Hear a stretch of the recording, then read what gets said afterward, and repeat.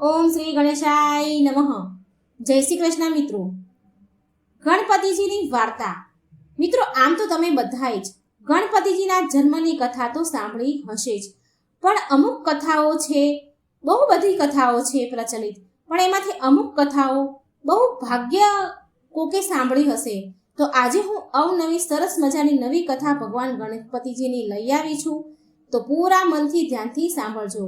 ગણપતિજીની કથા સાંભળવાથી શ્રી ગણેશ પ્રભુ પ્રસન્ન થાય છે અને આપણા સર્વ મનોરથ પૂરા કરે છે, સર્વ વિઘ્ન હરે છે, સુખ આપે છે, દુઃખ કાપે છે.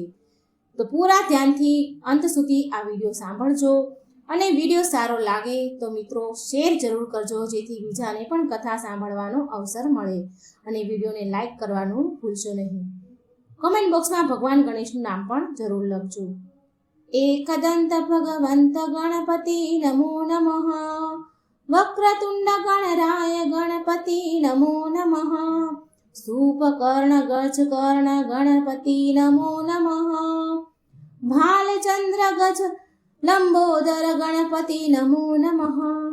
ओम नमः शिवाय. जय श्री गणेश प्रभु. गौरी पुत्र गणेशनी जय. મિત્રો, આજે આપણે પ્રથમ પૂજનીય ગણપતિજીની કથા સાંભળીશું. પ્રિય ભક્તો, બુધ ગ્રહની શાંતિ ઈચ્છતા હોય, બધા સુખોની ઈચ્છા રાખવાવાળા સ્ત્રી પુરુષ બધા ભક્તગણોને શ્રી ગણેશજીની કથા જરૂર સાંભળવી જોઈએ. કોઈ પણ કાર્યને કરતા પહેલા શ્રી ગણેશજીની પૂજા કરવી જરૂરી છે. તથા શ્રી ગણેશજીને લક્ષ્મીજીના દત્તક પુત્ર પણ કહેવાય છે, માટે બુધવારનો દિવસ શ્રી ગણેશજીને પણ બહુ પ્રિય છે. બુધવારના દિવસે ગણેશજીની પૂજા અર્ચના માટે વિશેષ માનવામાં આવે છે. જે પણ ભક્તો શ્રી ગણેશજીની પૂજા અર્ચના વ્રત કથા સાંભળે છે, એનાથી ભગવાન શ્રી ગણેશ પ્રસન્ન થઈ એના ભક્તોનું કલ્યાણ કરે છે, તેમને સદાય ધન સંપત્તિથી જ્ઞાન કરી દે છે તથા બળ અને બુદ્ધિ પ્રદાન કરે છે. તો મિત્રો, આપણે ભગવાન ગણેશજીના જન્મની કથા સાંભળીશું. મિત્રો, શ્રી ગણેશજીના જન્મનું કારણ છે પાર્વતીજીની બે સખીઓ. તેનું નામ હતું જયા અને વિજયા. ગણેશજીના અસ્તિત્વમાં આવવા પાછળ આ બંને સખીઓ હતી.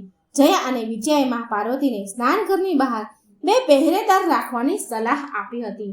તે બંનેએ સ્નાનઘર બહાર એક એવો પહેરેદાર લગાવવાની સલાહ આપી હતી જે સ્નાનઘરમાં શિવજીને પણ ન જવા દે.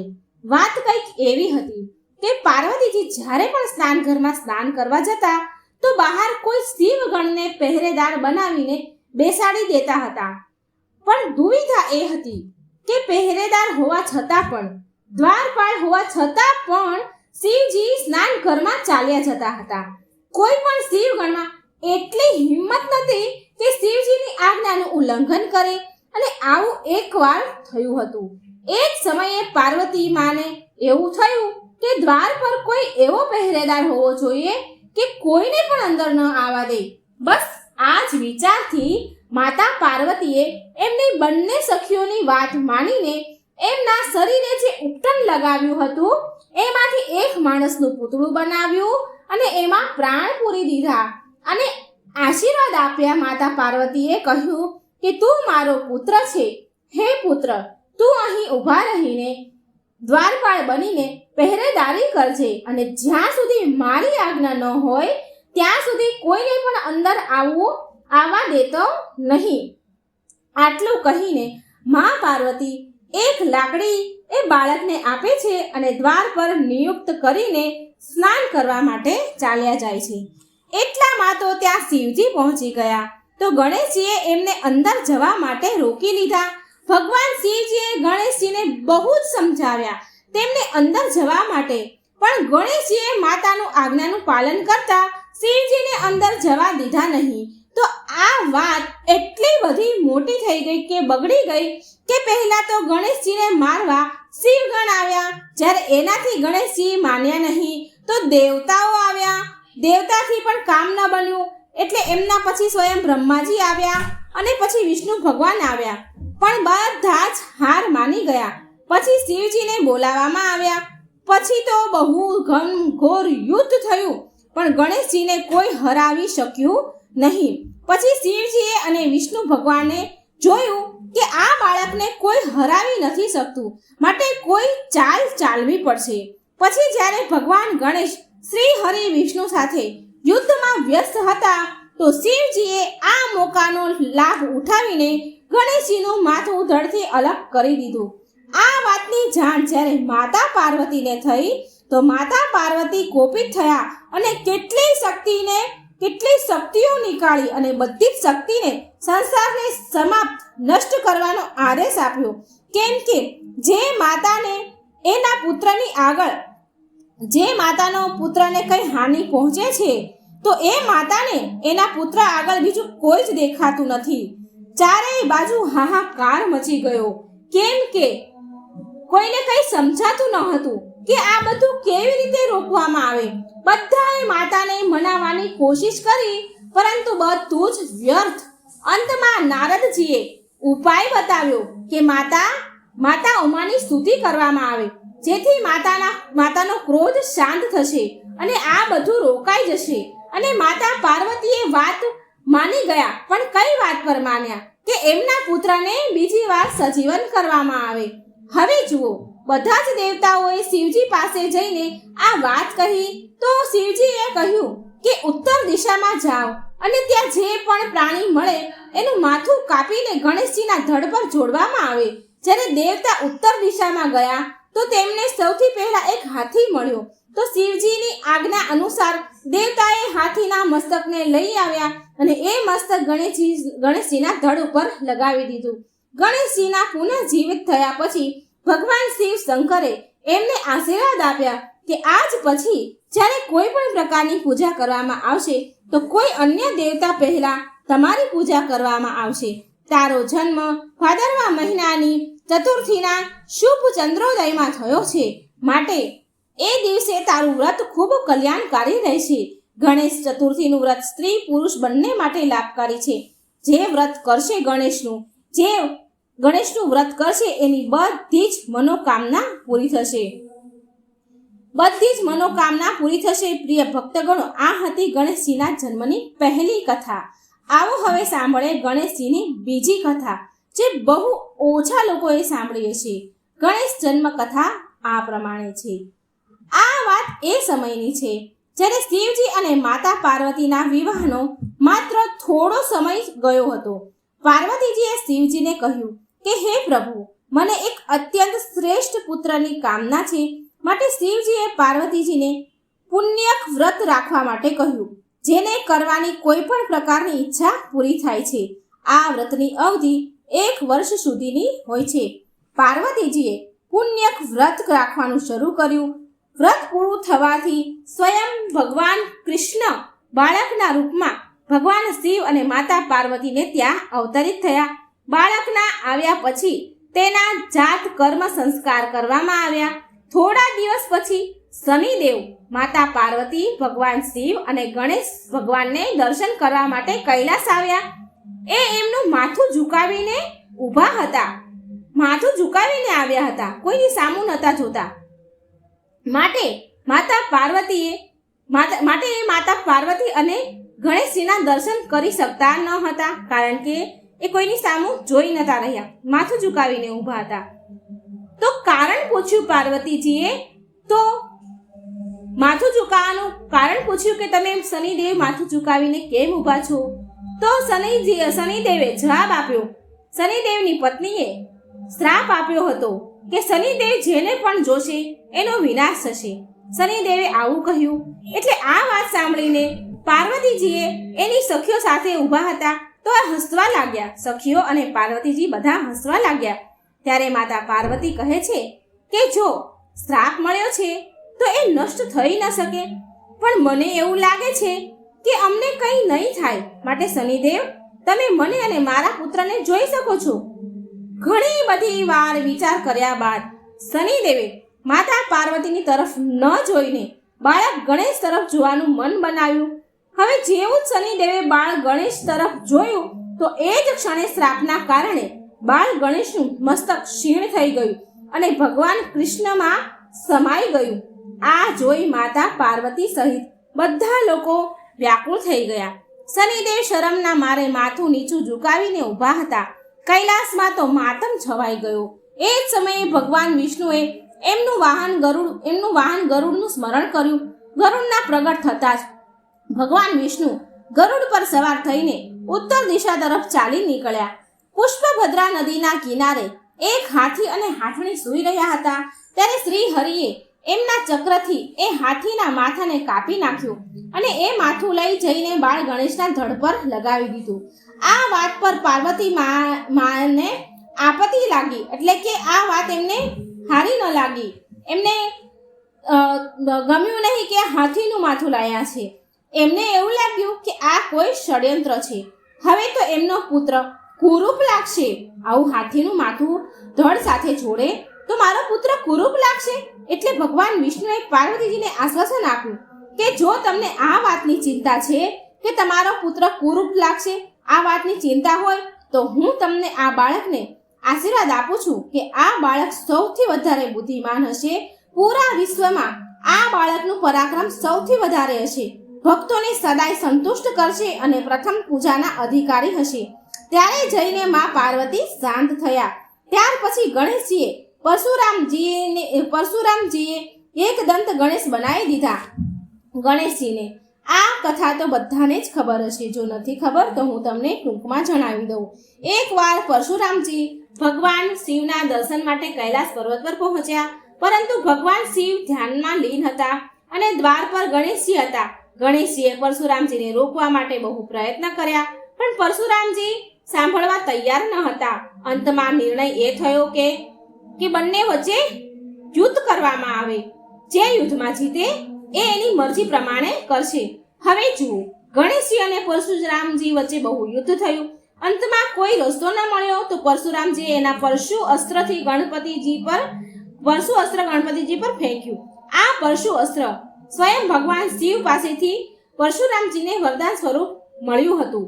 ત્યારે એમના પિતાના કારણે એ પરશુ અસ્ત્રનું સન્માન કરતા શ્રી ગણેશજી એ પરશુને એમના જમણા દાંતથી પરશુ પકડી લીધો અને જેવું એમણે પરશુ પકડ્યું, અસ્ત્ર પકડ્યું કે એમનો દાંત મૂળમાંથી ઉખડી ગયું. ત્યારે ચારેય બાજુ બહુ ભારે ગર્જના થઈ. એટલે શિવજી જાગ્યા અને પાર્વતીજી પણ બહાર આવ્યા. જ્યારે પાર્વતીજી ગણેશજીની આવી હાલતમાં જોવે છે તો એમણે પરશુરામ ઉપર બહુ ગુસ્સો કર્યો, બહુ ક્રોધ કર્યો. એના પહેલા જ કઈ અનર્થ થાય એની પહેલા જ પરશુરામજી ભગવાન શિવને પ્રણામ કરી અને ત્યાંથી ચાલી નીકળ્યા, કારણ કે મા પાર્વતી બહુ ક્રોધમાં આવી ગયા હતા. એટલે પરશુરામજી ત્યાં શિવજીને પ્રણામ કરીને ચાલી નીકળ્યા. પ્રિય ભક્તગણો, ત્યારથી ભગવાન શ્રી ગણેશ એક દંત કહેવાયા. ગણપતિજીના જન્મના લઈને કેટલા પ્રકારની ધારણા છે. આમાં 2 પ્રકારની કથા મિત્રો મેં તમને સંભળાવી. હવે આપણે સાંભળીએ ભગવાન ગણેશજીના બુધવારની કથા. ભગવાન ગણેશનું બુધવારનું વ્રત કેટલું પુણ્યશાળી, કેટલું ફળદાયી છે એ હું તમને સંભળાવું. વક્રતુંડ મહાકાય સૂર્યકોટિ સમપ્રભમ નિર્વિઘ્નમ કુરુ મે દેવમ સર્વકાર્યેષુ સર્વદા. એક ગામમાં એક શેઠ રહેતા હતા. એ બહુ ધાર્મિક પ્રવૃત્તિના હતા અને ગણેશજીના અનન્ય ભક્ત પણ હતા. અને એમની પત્ની બહુ સદાચારણી હતી. એ બધા સાથે મીઠી વાણીથી વાત કરનારી હતી. એ બંને ચૂક્યા વગર ભગવાન ગણેશજીનું બુધવારનું વ્રત કરતા હતા. એક પણ બુધવાર ચૂકે નહીં. એવી રીતે ભગવાન ગણેશનું વ્રત કરે અને સંધ્યા સમયે 11 બ્રાહ્મણોને ભોજન કરાવ્યા બાદ જ તેનું વ્રત ખોલે. શેઠજીને બહુ મોટો પરિવાર હતો. એકબીજા સાથે પ્રેમથી રહેતા હતા, પણ શેઠ અને શેઠાણીને કોઈ સંતાન ન હતા. આ કારણથી પરિવારના લોકો, ભાઈઓ, ગામના લોકો વાતો કરતા કહેતા કે શેઠજી તો વાંઝ્યા છે. આ વાત સાંભળી શેઠ અને શેઠાણી બહુ દુઃખી થતા. હવે જુઓ, એક બુધવારના દિવસે શેઠ અને શેઠાણી ગણેશજીની પૂજા સંપન્ન કરીને મંદિરમાંથી બહાર આવતા હતા. ત્યારે એમને સીડી પર એક નાનું એવું બાળક બેઠેલું દેખાયું, જે એકલું બેઠું હતું. બાળકને જોઈને બંને એની પાસે ગયા. શેઠ શેઠાણીને પૂછ્યું કે તારા માતા પિતા ક્યાં છે? પણ હજી તો એ બાળક સરખી રીતે બોલતા શીખ્યું ન હતું, માટે એ બોલી ન શક્યો. એ બંને બાળકની પાસે સાંજ સુધી બેઠા. ત્યાં સુધી પૂજારીજી અને શેઠજીના નોકરે ગામમાં અને આસપાસ બધા ઘરોમાં તેના માતા પિતાને શોધવા મોકલ્યા, પણ ના બાળકના માતા પિતા મળ્યા કે ન કોઈ બાળકને ખોવાની કોઈ જાણકારી મળી. પછી પૂજારીજીએ શેઠ અને શેઠાણીને બાળકને તેના ઘરે લઈ જવા કહ્યું. પ્રિય ભક્તો, જે થાય છે એ સારું થાય છે. ગણપતિજીનો મહિમા જુઓ. એ પંડિતજી બોલ્યા કે હે શેઠજી, જો બાળકના માતા પિતા આવશે તો હું પોતે તમારા ઘરે લઈ આવીશ. શેઠ અને શેઠાણી તો બહુ પ્રસન્ન મનથી ખુશ થઈને બાળકને સાથે લઈ ઘરે આવ્યા. શેઠજીએ બાળકનું નામ એના આરાધ્ય દેવ શ્રી ગણેશજીના નામથી રાખ્યું, ગણેશ, અને બહુ લાડ પ્રેમથી એનું પાલન પોષણ કરવા લાગ્યા. હવે જુઓ, થોડા સમય વીતી ગયા પછી એક દિવસ એ જ ગામમાં એક ઠગ પતિ પત્ની આવ્યા. એનો ઈરાદો ગામના સૌથી અમીર વ્યક્તિને ઠગવાનો હતો. એ બંને કોઈને લૂંટવા ઠગવા માંગતા હતા અને મંદિરની સીડીઓ ઉપર બેઠા વિચાર કરે કે એ જ સમયે ત્યાં પૂજારીજી આવ્યા અને ગામમાં અજાણ વ્યક્તિને જોતા જ એમને પૂછ્યું કે શું તમારું બાળક ખોવાઈ ગયું છે? પૂજારીને લાગ્યું કે કદાચ આ બાળકના માતા પિતા છે. બંને ઠગ દંપતી કંઈક બાનું શોધી જ રહ્યા હતા કે કોઈકને કંઈક રીતે લૂંટવું માટે એમણે તરત જ હા કહી અને કહ્યું કે અમે અમારા બાળકને શોધી રહ્યા છીએ. પૂજારી કહે છે કે કંઈ વાંધો નહીં, તમારું બાળક એક શેઠ શેઠાણીને ત્યાં મોટું થઈ રહ્યું છે. અને પૂજારીજીએ ઠગ પતિ પત્નીને શેઠના ઘરે લઈ ગયા. પૂજારીજી બોલ્યા કે ગણેશજીના માતા પિતા આવ્યા છે. શેઠજીને કહ્યું. આ ખબર સાંભળીને શેઠ અને શેઠાણી બહુ દુઃખી થયા. શેઠજીએ ઠગ પતિ પત્ની હતા એને એક રાત રોકવા માટે એમના ઘેર રાખ્યા. હવે એ ઠગ દંપતી આવો મોકો શોધી રહ્યા હતા. જ્યારે ઘરના બધા લોકો સૂઈ ગયા તો એ ઠગ દંપતી ઘરના બધા જ રૂમને ફેરવા લાગ્યા, તલાશી લેવા લાગ્યા. તલાશી લેતા એ બંને તિજોરી વાળા રૂમમાં આવ્યા. રૂમમાં ચોરી કરતા શોધખોળ કરતા થોડો નાનો મોટો અવાજ થતો હતો. તો એ અવાજ શેઠજીના નોકરે સાંભળ્યો અને એ જાગી ગયો અને અવાજની દિશામાં તિજોરી વાળા રૂમમાં નજીક આવ્યો. નોકરે દરવાજામાંથી ધીરેથી ડોક્યું કરીને જોયું તો બંને પતિ પત્ની પેલા ઠગ પતિ પત્ની સામાન ચોરી કરી રહ્યા હતા. નોકરે આ જોઈ એ રૂમનો બારણાનો જે બહારની સ્ટોપર હતી એ ધીરેથી બંધ કરી અને ચોર કરીને પૂરી શેરીને શોર મચાવી દીધો. નોકરનો અવાજ સાંભળીને ઘરના બધા લોકો ભેગા થઈ ગયા. પછી શેઠજીએ બંને પતિ પત્નીને રૂમથી બહાર નીકાળ્યા અને સવારમાં પંચાયતમાં હાજર કરી દીધા. શેઠે સરપંચને પૂરી ઘટના કહી અને કહે છે કે આ બંને તો ચોર છે અને હવે અમે અમારા ગણેશ પુત્રને આને નહીં આપીએ. પણ એ બંને ઠગ પતિ પત્ની જીદ કરવા અડગ રહ્યા અને બાળકને લઈ જવાની જીદ કરવા લાગ્યા. સરપંચે આ વાતનો ગંભીર સમસ્યાનો એક તોડ નીકાળ્યો. તેમણે એ શેઠાણી અને એ ઠગ સ્ત્રીને બાળકની સામે ઊભી રાખ્યો અને કહ્યું, બંનેને ઊભી રાખી અને કહ્યું કે જેના પણ આંચળમાંથી દૂધની ધારા નીકળશે તે ગણેશના મુખમાં આવશે અને એ બાળક એની પાસે જ રહેશે, ગણેશ એની પાસે રહેશે. પછી ગણેશ એ પેલી ઠગ પત્ની હતી એ અને આ શેઠાણી બંને ગણેશ પાસે સામે ઊભી રહી. શેઠાણીજી મનમાં ને મનમાં ગણેશજીનું નામ જપ કરવા લાગ્યા. હવે જુઓ, જોતામાં શેઠાણીના આંચળમાંથી દૂધની ધારા ફૂટી અને ગણેશજીના મોઢામાં ગયું અને આવી રીતે બાળક ગણેશ શેઠાણીના ઘરે પુત્રના રૂપમાં હંમેશા માટે રહેવા લાગ્યા. અને એ બંને ચોર દંપતીને ઉચિત દંડ આપવામાં આવ્યો. અને એ જ રાત્રે શેઠાણીના સપનામાં સૂતા હતા ત્યારે સપનામાં ભગવાન ગણેશ આવ્યા અને બોલ્યા કે હે શેઠાણી, તું મારી બહુ ભક્તિ કરે છે. મેં તો તમારી મનોકામના પહેલેથી જ પૂરી કરી દીધી હતી, પરંતુ મારે તો લીલા કરવાની હતી. પૂરા ગામ સામે તમને ગણેશના માતા પિતા બનાવવાના હતા, માટે મેં આ લીલા કરી હતી. જે પણ બુધવારના દિવસે મારું વ્રત કરે છે, મારી કથા કહાની સાંભળે છે, મારું ભજન કરે છે, હું સદાય તેની હરેક મનોકામના પૂરી કરું છું. એને ધન, પુત્ર, વૈભવ, સન્માન, માન, પ્રતિષ્ઠા બધું જ પ્રાપ્ત કરાવું છું. એકવાર પ્રેમથી બોલો ગણપતિ ગજાનંદ મહારાજની જય. ઓમ નમઃ શિવાય. હે શ્રી ગણેશ પ્રભુ, જે પ્રકારે તમે શેઠ શેઠાણીના મનોરથ પૂરા કર્યા એમ જ બધા ભક્તોના મનોરથ પૂરા કરજો. એમને ધન, પુત્ર, વૈભવ, સુખ, શાંતિની પ્રાપ્તિ કરાવજો. હર હર મહાદેવ. ભગવાન ગણેશની એક અન્ય બુધવારની વ્રતની કથા. એકવાર શ્રી ગણેશજી એક શેઠના ખેતરમાંથી જઈ રહ્યા હતા તો તેમણે 12 દાણા અનાજના તોડી લીધા. પછી ગણેશજીના મનમાં બહુ પછતાવો થયો કે મેં તો શેઠને ત્યાં ચોરી કરી છે, મારે એનું ઋણ ચૂકવવું જોઈએ. હવે ગણેશજી શેઠને ત્યાં 12 વર્ષ સુધી નોકર બનીને નોકરી કરવા લાગ્યા. એમનું પ્રાયશ્ચિત કરવા માટે એક દિવસ શેઠાણી રાખથી હાથ ધોઈ રહી હતી. ગણેશજીએ શેઠાણીનો હાથ પકડીને માટીથી હાથ ધોવડાવી દીધા. આમ કરવાથી શેઠાણી બહુ દુઃખી થઈ. હવે શેઠાણીને બહુ ખરાબ લાગ્યું કે આ નોકર તો જો મારો હાથ પકડે છે. શેઠાણીજી શેઠને કહે છે કે આવો કેવો નોકર તમે રાખ્યો છે કે મારો હાથ પકડી લીધો એણે. શેઠે ગણેશજીને બોલાવીને પૂછ્યું કે શેઠાણીનો હાથ કેમ પકડ્યો? તે ગણેશજી બોલ્યા કે મેં તો એક શીખની વાત બતાવી છે શેઠજી. રાખથી હાથ ધોવાથી ઘરની લક્ષ્મી નારાજ થાય છે, ઘર છોડીને ચાલી જાય છે અને માટીથી હાથ ધોવાથી ઘરમાં લક્ષ્મી આવે છે. શેઠજી તો વિચારે છે કે આ ગણેશ તો બહુ સાચો સમજદાર છે, એનો કોઈ વાંક નથી. હવે થોડા દિવસ બાદ કુંભનો મેળો આવ્યો. શેઠ બોલ્યા, ગણેશ, શેઠાણીને કુંભના મેળામાં સ્નાન કરાવી લઈ આવ. હવે જુઓ, શેઠાણી કુંભના મેળામાં સ્નાન કરવા ગયા. શેઠાણી કિનારા પર બેસીને નાહી ધોઈ રહ્યા હતા તો ગણેશજી હાથ પકડીને આગળ ડૂબકી મરાવીને લઈ આવ્યા. ઘરે આવીને શેઠાણીએ શેઠને શિકાયત કરી કે જુઓ, ગણેશ તો મારી ઇજ્જત ન રાખી, બધા જ આદમીઓ વચ્ચેથી મને ઘસીને આગળ પાણીમાં લઈ ગયો અને ડૂબકી મને મરાવી દીધી. તો શેઠજી ગણેશજીને પૂછે છે કે તે આવું કેમ કર્યું?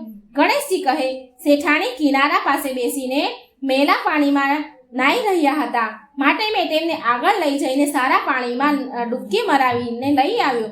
આનાથી એમને આગળના જન્મમાં બહુ મોટા રાજા અને રાજપાટ મળશે.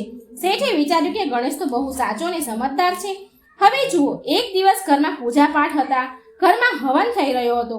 શેઠે ગણેશજીને કહ્યું, જાઓ અને શેઠાણીને બોલાવીને લાવો, પૂજા કરવાનો સમય થઈ ગયો છે. ગણેશજી શેઠાણીને બોલાવવા ગયા તો શેઠાણીજી કાળા રંગની ઓઢણી ચૂંદડી પહેરીને ચાલતા થતા હતા. ગણેશજીએ કાળી ઓઢણી ઉતારી અને ફાડી નાખી અને કહ્યું, શેઠાણીજી, લાલ ચૂંદડી ઓઢીને ચાલો.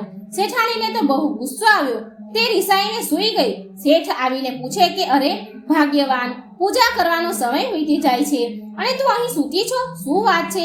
ત્યારે શેઠાણી બોલ્યા કે તમારો આ નોકર બહુ બદતમીઝ છે, ખરાબ છે. એણે આજે હદ પાર કરી દીધી. એણે આજે મારી ચૂંદડી ફાડીને ફેંકી દીધી. શેઠને બહુ ગુસ્સો આવ્યો. એણે તરત જ દોડીને ગણેશ પાસે ગયા અને બહુ ગુસ્સો કર્યો અને બોલ્યા, હવે તારી મનમરજી વધતી જાય છે, તે શેઠાણીની ચૂંદડી કેમ ફાડી? તો ગણેશજી બોલ્યા કે શેઠજી, પૂજા પાઠમાં કાળા વસ્ત્ર ન પહેરવા માટે મેં લાલ વસ્ત્ર પહેરવા કહ્યું શેઠાણીને. કાળા વસ્ત્ર પહેરવાથી કોઈ શુભ કામ સફળ થતા નથી. શેઠે વિચાર્યું કે ગણેશ તો સમજદાર છે, હવે શું થાય? શેઠે ગણેશજીને માફ કરી દીધું. એક દિવસની વાત છે, શેઠાણી પૂજા કરવા લાગ્યા. શેઠાણી એટલે પૂજારી કહે છે કે શેઠજી, તમે ગણેશજીની મૂર્તિ લાવવાનું તો ભૂલી ગયા. તો ત્યાં ગણેશ રૂપમાં નોકર હતા. એમને બોલ્યા કે મને જ મૂર્તિ બનાવીને બિરાજમાન કરી દો, તમારા બધા જ કામ સફળ થઈ જશે. પ્રિય ભક્તો, આ વાત સાંભળીને શેઠને બહુ ગુસ્સો આવ્યો અને બોલ્યા કે તું તો આજ સુધી શેઠાણી સાથે મજાક કરી રહ્યો હતો અને હવે મારી સાથે મજાક કરવાનું લાગ્યો તું. ગણેશજી બોલ્યા, હું મજાક નથી કરતો, હું સાચું કહું છું. એટલામાં ગણેશજીએ તેમનું અસલ રૂપ પ્રગટ કર્યું અને અસલ ગણેશજીના રૂપમાં આવી ગયા. શેઠ અને શેઠાણી ગણેશજીની માફી માંગી અને પૂજા કરી. તેમના દર્શન પામી ધન્ય થઈ ગયા અને પૂજા થતાની સાથે જ ગણેશજી ત્યાંથી અંતર ધ્યાન થઈ ગયા. શેઠ શેઠાણીને બહુ દુઃખ થયું. તેમને દુઃખ લાગ્યું. તે કહેતા કે આપણા ઘરે તો સ્વયં ગણપતિજી રહેવા આવ્યા હતા અને આપણે એની જોડે આટલું બધું કામ કરાવ્યું. પ્રિય ભક્તો, આ ચિંતામાં શેઠ અને શેઠાણી ખાધા પીધા વગર જ સૂઈ ગયા. ગણપતિજી સપનામાં આવીને શેઠને કહે છે કે હે શેઠ શેઠાણી, તમારા ખેતરમાંથી મેં 12 અનાજના દાણા તોડી લીધા હતા. એનું ઋણ ચૂકવવા માટે મેં તમારે ત્યાં કામ કર્યું. શેઠજીને કરોડોનું ધન સંપત્તિ મળ્યું. પહેલા કરતાં પણ વધારે સર્વસંપન્ન પુત્રવાન થયા અને વૃદ્ધ અવસ્થામાં પૌત્રોને રમાડતા તે અંતમાં સ્વર્ગ ગયા. શ્રી ગણેશજી મહારાજ જેવું શેઠજીને ફળ્યા એવા સૌને ફળજો. વાર્તા સાંભળનાર, કહેનાર, હોકાણો ભરનાર બધાને જ ફળજો. બધાની જ મનોકામના પૂરી કરજો. સર્વ લોકોના દુઃખ દૂર કરજો. વિઘ્ન હરજો પ્રભુ. બળ અને બુદ્ધિ આપજો. સૌનું સારું કરજો. જય શ્રી ગણેશ. મિત્રો, વાર્તા સારી લાગે તો વિડીયોને લાઈક કરજો, શેર કરજો અને આ ચેનલને સબસ્ક્રાઈબ જરૂર કરી દેજો. ગણપતિજી અને એક કંજૂસ સ્ત્રીની આ વાર્તા છે. ઓમ શ્રી ગણેશાય નમઃ. શ્રીચંદ નામનો એક વ્યક્તિ ભગવાન ગણેશનો બહુ મોટો ભક્ત હતો. તે ભગવાન ગણેશના બુધવારનું વ્રત રાખે. તો એક દિવસ રાતે સૂઈ રહ્યા હતા ત્યારે ભગવાન ગણેશ તેના સપનામાં આવ્યા અને કહે છે કે ભક્ત શ્રીચંદ, તું મારા બુધવારના વ્રત અને પૂજા સાચા હૃદયથી કરે છે તો મારી એવી ઈચ્છા છે કે હવે આવતા બુધવારના દિવસે એક બાળકને જમવા માટે આમંત્રિત કરજે અને તેને પ્રેમથી ભોજન કરાવજે. આમ કરીશ એટલે તારા ઘરમાં સુખ, સમૃદ્ધિ અને શાંતિનો વાસ થશે. આમ કહીને ભગવાન અંતર ધ્યાન થઈ ગયા. બીજા દિવસે સવારે શ્રીચંદ ઉઠ્યો ત્યારે આ સપનાની વાત તેની પત્ની નિર્મલાને કહી. શ્રીચંદની પત્ની નિર્મલા સ્વભાવથી બહુ કંજૂસ હતી. ક્યારે પણ કોઈને દાન પુણ્ય કરતી નહીં. એટલે નિર્મલા કહે છે અરે શ્રીચંદને કહે છે કે શ્રીચંદને, અરે તમે પણ શું સપનાઓમાં વિશ્વાસ કરો છો? અરે આમ બાળકોને જમાડવાથી જો સુખ સમૃદ્ધિ આવે તો આપણા ભર્યા ભંડાર હોત ને. જો તમે કહો છો એ પ્રમાણે જો દાન પુણ્યનું કાર્ય કરતા રહીશું તો જે થોડું ઘણું ઘરમાં છે ને એ પણ લૂંટાઈ જશે. આ સાંભળી શ્રીચંદ બોલ્યા, અરે નિર્મલા, એક જ બુધવારની તો વાત છે, એક બાળકને જ તો જમાડવાના છે. એક થાળી જો કોઈને જમાડી પણ દઈશું તો તારું શું બગડી જશે? એટલે નિર્મલા બોલી, ઠીક છે, બુધવાર તો આવવા દો, ત્યારે જોયું જશે. પણ શ્રીચંદને ખબર હતી કે નિર્મલા ફરીથી આ કાર્ય માટે આનાકાની કરશે જ. માટે ફરી શ્રીચંદ નિર્મલાને યાદ અપાવે છે, નિર્મલા, કાલે બુધવાર છે હો, તને યાદ છે ને? કાલે આપણે ભગવાન ગણેશના નામનું ભોજન કરાવવાનું છે એક બાળકને. તું એક કામ કરજે, કાલે કોઈ નાના બાળકને જમવા માટે આમંત્રણ આપી દેજે, આપણે તેને પ્રેમથી ભોજન કરાવીશું. નિર્મલા કંજૂસ અને ચતુર એટલે મનમાં ને મનમાં વિચારે છે કે કોઈ એક જ છોકરાને ખવડાવવાનું છે ને, છોકરું ચાહે મોટું હોય કે નાનું હોય, મતલબ તો જમાડવાનો છે. જો હું કોઈ નાના એવા બાળકને જમાડીશ તો એ ઓછું જમશે અને મારું ખાવાનું બચી જશે. સાંજના સમયે મેદાનમાં બહુ બધા બાળકો રમતા હોય છે, ત્યાં જઈને જોઈશ અને એક છોકરાને જમવા બોલાવી આવીશ. અને આ તરફ ભગવાન ગણેશ કૈલાસ પર બધું જ જોઈ રહ્યા છે અને નિર્મલાની મનોવૃત્તિ જાણી લે છે અને કહે છે કે અચ્છા, એક નાના એવા બાળકને જમાડવા માટે નિર્મલા તું આટલું બધું વિચારી રહી છે. હવે તો મારે પરીક્ષા કરવી જ પડશે, હવે તો મારે લીલા કરવી જ પડશે. મારા નામનું જ ભોજન છે, હું પાછળ કેમ હટું? મને જ આમંત્રણ છે. સાંજના સમયે મેદાનમાં છોકરાઓ રમી રહ્યા હોય છે એટલે નિર્મલા મેદાનમાં સૌથી નાનું બાળક હોય તેને શોધવા લાગી. એટલે કૈલાસ પર્વત પર ગણેશજી વિચારે છે કે હવે મારે નાના બાળકનું રૂપ લેવું પડશે. નિર્મલા નાના બાળકને શોધી રહી છે અને મનમાં ને વિચારે છે કે અહીં તો બહુ બધા છોકરાઓ રમી રહ્યા છે, અહીં નાનું છોકરું કેવી રીતે શોધવું? આ તરફ ભગવાન ગણેશ નાના એવા બાળકનું રૂપ લે છે અને ધરતી પર આવ્યા અને મેદાનમાં બાળકો સાથે રમવા લાગ્યા. હવે નિર્મલાને આ નાનું બાળક દેખાઈ ગયું જે ભગવાન બનીને આવ્યા હતા. એટલે નિર્મલા તે નાના બાળક પાસે આવી અને બોલી કે સાંભળ બેટા, તું કાલે મારા ઘરે ખાવા આવી શકીશ? હું તને ભોજન માટે આમંત્રણ આપવા આવી છું. અહીં નજીક જ મારું ઘર છે, તારા ઘરે પૂછીને આવી જજે. એટલે ગણેશજીના રૂપમાં ભગવાન બોલ્યા, સારું માં, હું કાલે જમવા માટે આવી જઈશ. અને નિર્મલા તો મનમાં બહુ ખુશ થઈ ગઈ કે સારું છે, આ નાનું એવું બાળક છે, કેટલું ખાવાનું, થોડું એવું તો જમશે, મારું કામ સરળ થઈ ગયું. બીજા જ દિવસે ભગવાન ગણેશ નાના બાળક બનીને નિર્મલાના ઘરે આવ્યા અને નિર્મલાએ તે બાળકને 2 પૂરી, થોડો શીરો, થોડું શાક અને થોડી ખીર પીરસી દીધી. ગણપતિજી તો ફટાફટ એ બધું ખાઈ ગયા.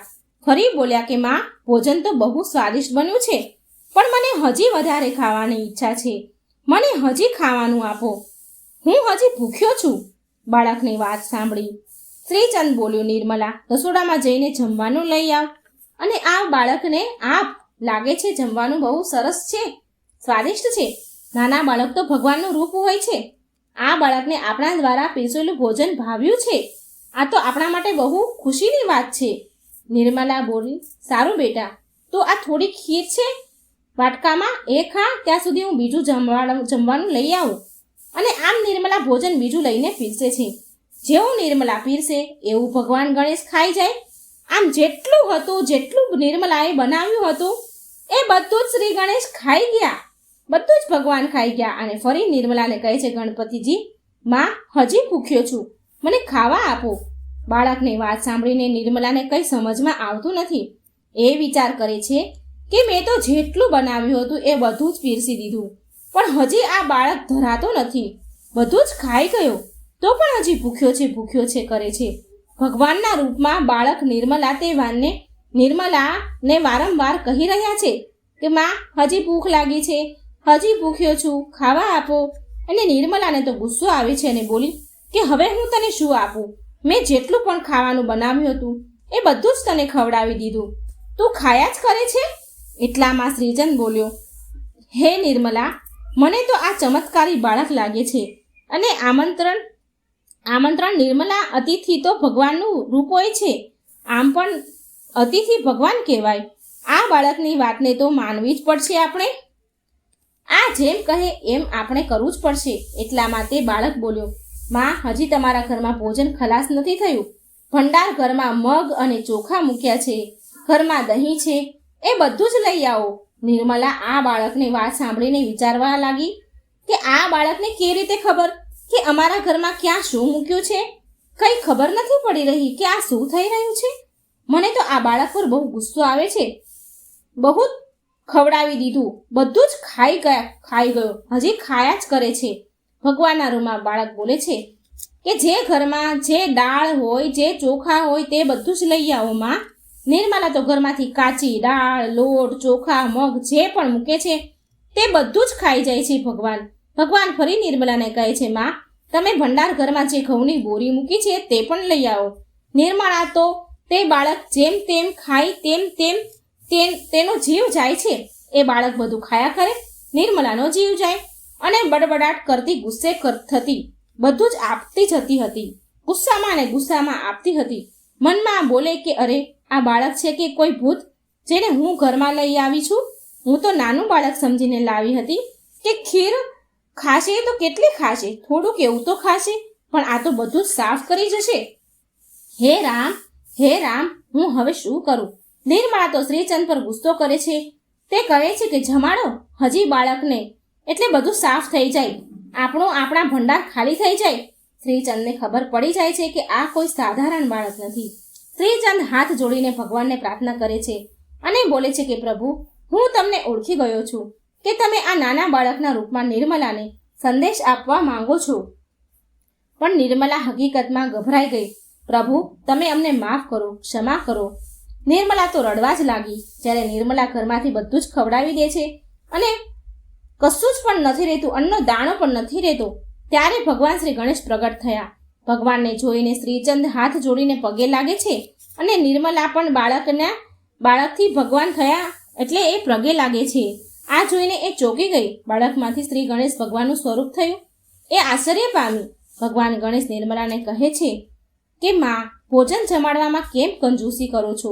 તમારે તો માત્ર એક બાળકને જમાડવાનો હતો અને એમાં પણ તમે સૌથી નાનું બાળક હોય તેને જમાડવાનું વિચાર્યું, જેથી તે વધારે ન જમે. બસ આ માટે મેં બાળકના રૂપમાં તમને શિક્ષા આપી. ક્યારેય પણ કોઈ અતિથિને ભોજન માટે આમંત્રણ આપો, સાચા હૃદયથી, કોઈ કપટ વગર ભોજન પીરસો અને જમાડો. પ્રેમપૂર્વક દાન પૂન કરવાથી ઘરમાં સુખ, સમૃદ્ધિ, ધન, વૈભવ, અન્નના ભંડાર ભર્યા રહે છે. ભગવાનની વાત સાંભળી નિર્મલા માફી માંગવા લાગી. પ્રભુ, મને ક્ષમા કરી દો. હું ક્યારે પણ કંજૂસી નહીં કરું. સદાય ઈચ્છા શક્તિ પ્રમાણે દાન પુણ્ય કરીશ અને અતિથિ મહેમાનોને જમાડવામાં ક્યારેય કંજૂસી નહીં કરું. પછી ભગવાન ગણેશ શ્રીચંદ અને નિર્મલાને આશીર્વાદ આપે છે. જેટલું પણ ભગવાને ખાધું હતું એના 4 ગણું પાછું કરીને આપે છે. રસોડામાં મૂકી દીધું અને ભગવાન ગણેશ જતા સમયે નિર્મલાના ઘરની જમીન પર એક લાત મારી. એનાથી એક સુંદર મહેલ બની ગયો. શ્રીચંદને તેની ભક્તિનું ફળ મળી ગયું અને નિર્મલાને શીખ મળી ગઈ. તો મિત્રો, આ હતી સરસ મજાની શ્રી ગણેશ ભગવાનની વાર્તા. જો તમને વાર્તા સારી લાગે તો લાઈક કરજો, શેર કરજો અને આ ચેનલને સબસ્ક્રાઈબ જરૂર કરજો. ગણપતિ દાદાની ખીરની આ વાર્તા છે. જ્યારે ગણેશજી બાળક બનીને પહોંચી ગયા એક ઋષિમાના ઘરે, પછી શું થયું તો ચાલો સાંભળીએ. મિત્રો, એકવાર ગણપતિજી બેઠા બેઠા આરામ કરી રહ્યા હતા તો તેમને વિચાર આવ્યો કે બાળક બનીને પૃથ્વી પર ભ્રમણ કરવા જાઓ અને મારા ભક્તોની પરીક્ષા લઉં આજે તો, એમ વિચાર કરે છે. આમ વિચાર કરી ગણપતિ દાદાએ એક નાના બાળકનું રૂપ લીધું અને ધરતી પર આવ્યા. ગણપતિજીએ એક ચમચીમાં દૂધ અને બીજી મુઠ્ઠીમાં ચપટી ચોખા લીધા અને ગામમાં આવ્યા અને ત્યાં ફરવા લાગ્યા. અને ગામમાં ઘરે ઘરે જઈને ગામના લોકોને કહે છે કે કોઈ મારા માટે ખીર બનાવી દો ને, કોઈ મારા માટે ખીર બનાવો ને, મને ખીર ખાવી છે. પણ તે બાળક સ્વરૂપ ગણપતિજીની વાત કોઈ સાંભળતું જ નથી અને બધા જ તે બાળકની હસી ઉડાવે છે અને કહે છે કે શું આ એક ચમચી દૂધની કંઈ ખીર બને? એક મુઠ્ઠી ચોખાને એક ચમચી દૂધની ખીર બનતી હશે કંઈ? એમ કરી આ બાળકની મસ્કરી કરે. ગણેશજી તો ભગવાન તેમ આખા ગામમાં ફર્યા. ખીર બનાવવા માટે ચમચી દૂધ, મુઠ્ઠી ચોખા લઈ આખા ગામમાં ફરે છે, પણ કોઈ ગણપતિજીને ખીર બનાવી આપતું નથી. અને ફરતા ફરતા પછી એક ઝૂંપડી પાસે આવ્યા અને ઝૂંપડી પાસે એક ડોશીમા બેઠા હતા. તે બહુ જ ગરીબ હતા. તે ડોશીમાએ આ બાળકનો અવાજ સાંભળ્યો કે બધા પાસે તે ખીર બનાવવા માટે કહે છે, પણ કોઈ બનાવી નથી આપી રહ્યું. એટલે એ ડોશીમાએ આ બાળકનો અવાજ સાંભળી અને કહે છે, ડોશીમા બાળકને એની પાસે બોલાવે છે અને કહે છે, લાવ બેટા, હું તને ખીર બનાવી આપું. તે ડોશીમા ઝૂંપડીમાં ગયા એના ઘરમાં ખીર બનાવવા માટે. તેના ઘરમાં એક નાનું એવું વાસણ હતું, નાનું એવું તપેલું હતું. તેમાં ડોશીમાએ તે બાળક પાસેથી એક ચમચી દૂધ અને મુઠ્ઠી ચોખા લીધા અને તે વાસણમાં નાખ્યા, તપેલીમાં નાખ્યા અને તે તપેલું ખીરનું ચૂલા ઉપર ચડાવી દીધું. એટલે તે વાસણ તો આખું છલોછલ ભરાઈ ગયું. એટલે તે ડોશીમાએ બીજું વાસણ લીધું, તેમાં જે બધી ઉભરાતી હતી એ ખીર નાખી. તે વાસણ પણ ભરાઈ ગયું. ડોશીમા પાસે હવે જેટલા પણ વાસણ હતા, મોટા મોટા તપેલીઓ કે જે પણ વાસણ હતા એ બધા લીધા.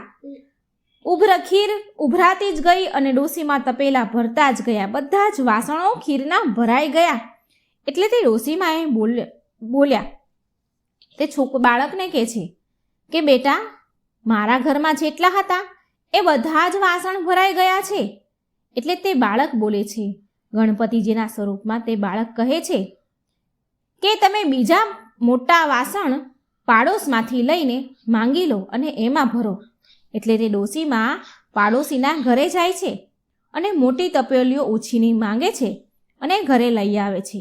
પણ ઘરે લઈ આવે છે તો એ બધા જ વાસણ મોટા મોટા તપેલા પણ આખા છલોછલ ખીરથી ભરાઈ ગયા. એટલે તે ડોશીમાં બોલ્યા કે અરે બેટા, આ તો બહુ બધી ખીર બની. આટલી બધી ખીરનું શું કરીશું આપણે તો તું તો નાનો બાળક છો, આટલી બધી ખીરનું શું કરીશ? એટલે તે બાળક બોલ્યો, માં, તમે એવું કરો, આખા ગામમાં ખીર ખાવાનું નોતરું આપી આવો. એટલે તે ડોશીમાં જઈને પૂરા ગામમાં ખીર ખાવાનું નોતરું આપવા જાય છે. આજે બધા મારા ઘરે ખીર ખાવા આવજો. આમ ઘરે ઘરે ગામના એક બધા જ ઘરે એ ડોશીમાં ખીર ખાવાનું નોતરું આપવા જાય છે. પણ મિત્રો, તે ડોશીમાં બધા જ ગામના લોકો તે ડોશીમા ઉપર હસવા લાગ્યા કે આ ડોશી તો એટલી બધી ગરીબ છે કે બધા પાસે રોજ ખાવાનું માંગતી ફરે છે. રોજ એક ટાઈમનું એના ઘરમાં ખાવાનું નથી હોતું, માંગીને તો ખાય છે અને એના બદલે તો આજે તે ખીર ખાવાનું નોતરું આપવા આવી છે. એમ કરીને હા કરીને બધા ડોશીમાની મજાક ઉડાવે છે, ખૂબ ડોશીમા ઉપર હસે છે. અને ઘણા લોકો એવું બોલે છે, મજાક ઉડાવતા કહે છે કે તેના ઘરે ખીર ખાવા જઈએ. તે ખીર કેવી ખવડાવશે એ આપણે જોઈએ. આપણે ઘેરથી જમીને જ જઈશું, નહીં તો ભૂખ્યું જ રહેવું પડશે. એ શું ખીર ખવડાવવાની હતી? અને ઘણા લોકો એવું કહે છે, અરે ખાવાનું તો ઘરે આવીને પણ ખાઈ લેવાય ને. આજે આપણે જોવા તો જઈએ કે આ ડોશીએ કેવી ખીર બનાવી છે ને કેવી ખીર ખવડાવે છે. આપણે પહેલાં જઈશું, નહીં મળે તો ઘરે આવીને ખાઈશું. આવું લોકો વાતો કરે છે. જેવી જ તે વૃદ્ધ ડોશીમાં ખીર ખાવાનું નોતરું આપવા માટે ગયા તો તેની વહુએ પાછળથી એવું વિચાર્યું, ખબર નહીં મારી માટે આ ખીર વધશે કે નહીં. મારા સાસુ તો આખા ગામમાં નોતરું આપવા ગયા છે, આ ખીર વધે નહીં. એટલે તેની વહુએ કાંસાની થાળી લીધી અને ખીર નાખી અને બોલી, જય હો ગણેશ મહારાજ, તમને ભોગ લાગે. આમ બોલી તેણે ખીર ખાવાનું શરૂ કરી દીધું. ડોશીમાં તો નોતરું આપવા ગયા અને પછી પેલીએ પાછળથી ભગવાન ગણેશજીનું નામ લઈને ખીર ખાધી. અને પછી આખા ગામના બહુ બધા લોકો ખીર ખાવા માટે ઘરે આવે છે. ડોશીમાં બધાને ખીર પીરસે છે. બધાએ તો પેટ ભરી ભરીને ખીર ખાધી. એટલી મજા લઈ લઈને ખીર ખાધી અને જમીને ઘરેથી આવ્યા હતા તે લોકો તો બહુ પછતાણા. જ્યારે બધા ખીર ખાઈને ચાલ્યા ગયા તો વૃદ્ધ ડોશીમાં બોલ્યા કે ચાલ બેટા બાળક, હવે આપણે પણ ખીર ખાઈ લઈએ, આપણે પણ જમી લઈએ. ત્યારે તે બાળક રૂપમાં ભગવાન બોલે છે કે માં, મને તો ભોગ લગાવી દીધો છે, મેં તો ખીર પહેલાં જ ખાઈ લીધી છે. ત્યારે તે વૃદ્ધ ડોશીમાએ કહ્યું, બેટા તે ક્યારે ખીર ખાધી? મેં તો તને ખીર ખાતા જોયો જ નહીં. ત્યારે બાળક કહે છે, માં, જ્યારે તમારી વહુ સૌથી પહેલાં કાંસાની થાળીમાં ખીર લઈને બેઠી હતી, ખીર ખાવા બેઠી હતી, તો તેમણે પહેલાં જ કહ્યું કે ગણેશજી તમને ભોગ લાગ્યો. ત્યારે તે વૃદ્ધ ડોશીમાં બોલ્યા કે બેટા તું ગણેશ છો? તું ગણપતિ છો શું? ત્યારે તે બાળક બોલ્યો, હા માં, હું જ ગણેશ છું. આ સાંભળીને વૃદ્ધ ડોશીમાં તો ખુશ થઈ ગયા અને એની આંખોમાંથી તો આંસુડા વહેવા માંડ્યા. એ ગદગદ થઈ ગયા, ભગવાનના ચરણે પડ્યા, પગે લાગ્યા. ગણેશજીએ તેને ખૂબ આશીર્વાદ આપ્યા અને તેને ત્યાંથી જતાં ગણેશજીએ તેની ઝૂંપડી ઉપર લાત લગાવી, એક લાત મારતા ગયા અને એનાથી તેની ત્યાં એક મોટો ભવ્ય મહેલ બની ગયો. નોકર ચાકર આવી ગયા, ધનના ભંડાર ભરાઈ ગયા, અન્ન ધનના ભંડાર ભરાણા. તો આ બાળ સ્વરૂપ ગણેશજીની વાર્તા હતી. હે ગણપતિ દાદા, જેવી રીતે તમે તે વૃદ્ધ ડોશીમા પર કૃપા કરી, તેવી તમારા ભક્તો ઉપર વાર્તા સાંભળનાર, કહેનાર, હોકારો ભરનાર બધા જ ઉપર તમારી એવી કૃપા વરસાવજો. જય ગણપતિ દાદા વિઘ્નહર્તા દેવની જય હો. જય શ્રી કૃષ્ણ. મિત્રો, જો મારી વાર્તા સારી લાગે તો મારી ચેનલને લાઈક, સબસ્ક્રાઈબ અને શેર જરૂર કરજો. જય શ્રી કૃષ્ણ. રાધે રાધે. Thank you.